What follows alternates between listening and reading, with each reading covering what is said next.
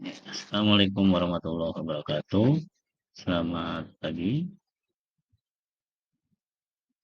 Untuk pertemuan sekarang kita akan masuk ke algoritma dan pemrograman, masih di mata pelajaran informatika kelas 10 semester 2 untuk tingkat SMK. Baik, untuk mata pelajaran informatika pada elemen algoritma dan pemrograman terdapat 7 tujuan pembelajaran, di antaranya adalah seperti ini. Intinya ada algoritma. Tentunya bagaimana cara menulis algoritma dengan benar, bagaimana menggunakan bahasa pemrograman, kemudian konsep daripada variabel dan juga ekspresi dalam membuat sebuah program. Kemudian juga ada konsep struktur kontrol keputusan, ya, dan juga mengaplikasikannya ke dalam bahasa pemrograman. Juga struktur kontrol perulangan dan pengaplikasiannya, juga fungsi implementasi dan proses translasi dari satu bahasa ke bahasa yang lainnya untuk konsep yang sudah dikenalnya.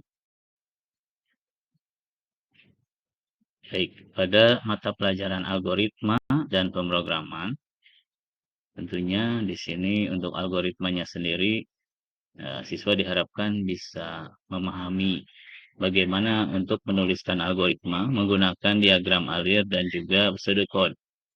Yang tentunya untuk bahasa pemrograman sendiri, ini juga akan dipelajari karena di bahasa pemrograman nanti akan ada latihan-latihan untuk menggunakan bahasa pemrograman dari mulai struktur program dan lain sebagainya.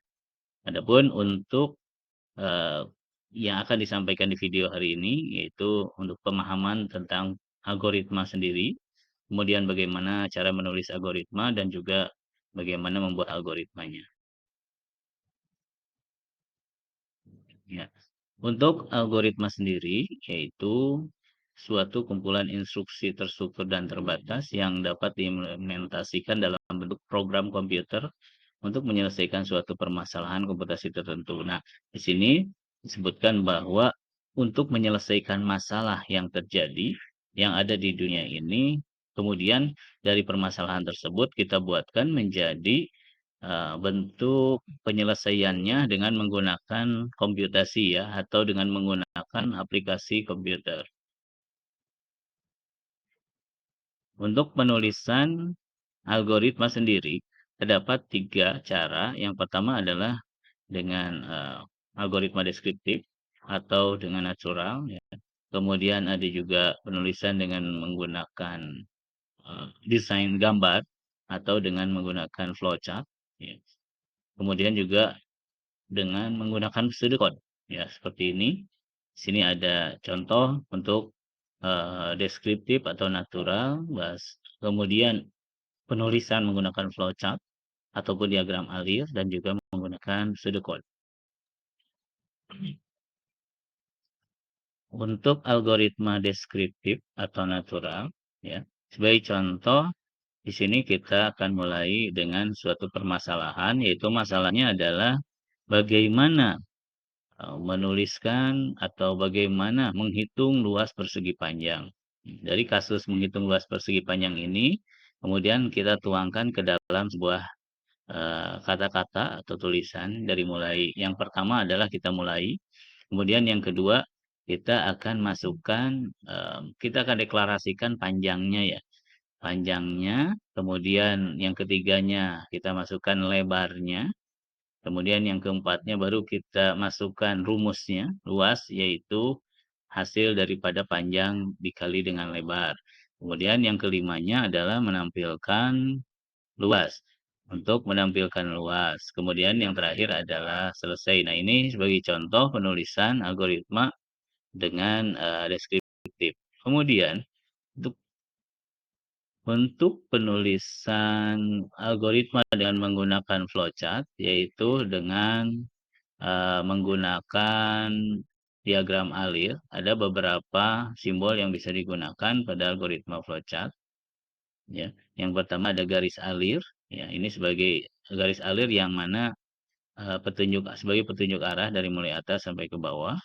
Kemudian juga ada Eee, bentuk oval ini adalah sebagai terminator, yaitu digunakan untuk awal dan akhir. Kemudian juga ada bentuk kotak. Kotak ini sebagai proses perhitungan yang akan digunakan.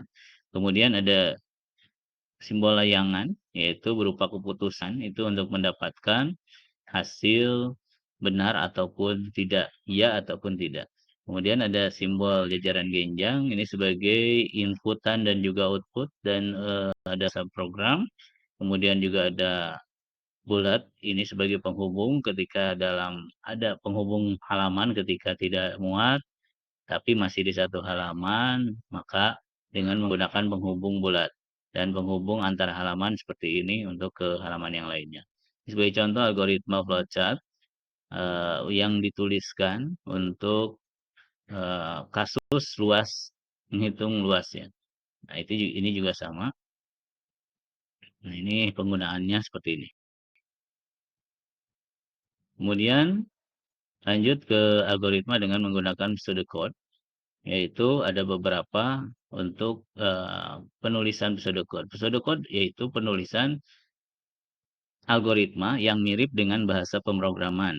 Walaupun ini bukan bahasa pemrogramannya, tapi ini lebih mirip ke bahasa pemrogramannya sehingga memudahkan, seorang programmer untuk membuat yang namanya, program. Sebagai contoh di sini ada input sisi, kemudian ada, prosesnya adalah luas sisi kali sisi, sisi bintang sisi gitu ya, ini prosesnya. Kemudian print luas, ini cetak luas. Nah, ini sebagai contoh untuk, pseudocode dalam penulisan luas, persegi persegi, dan juga untuk luas-luas yang lainnya. Baik, mungkin itu saja yang bisa saya sampaikan untuk algoritma dengan menggunakan deskriptif, kemudian, flowchart dan juga pseudocode. Tentunya kalau misalkan, paham tentang bagaimana penulisan algoritma, maka nanti dalam penulisan bahasa pemrograman akan lebih mudah. Tentunya untuk skop yang kecil akan lebih, bisa dituliskan secara sedikit, tapi ketika pemrogramannya nanti luas, nah itu akan lebih, luas lagi ya. Dan insya Allah untuk pertemuan berikutnya kita akan masuk ke bahasa pemrograman, yang mana untuk bahasa pemrograman prosedural yang perlu dikuasai diantaranya adalah bahasa pemrograman C ya. Baik, mungkin kalau kemarin kita sudah masuk ke Python, nah sekarang ke C untuk ke pertemuan berikutnya. Terima kasih. Assalamualaikum warahmatullahi wabarakatuh.